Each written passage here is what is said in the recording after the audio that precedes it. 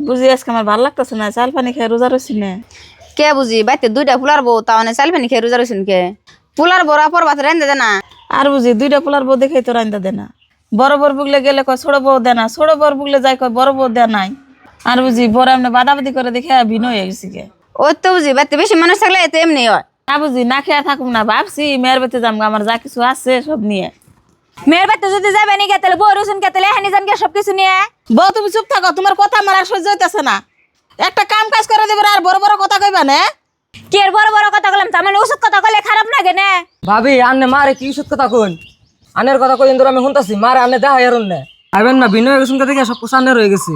এ বাড়ি বেটা এখন অঙ্গ মান নামে মা যদি বাড়ি থেকে নামে দেয় তাহলে এখানে বাড়ি থেকে জানো গা আবার হে মান আবার আন্নেরা পাওয়ার দেখান এরপরে জানি মান এমনি করতেছেন দিই না।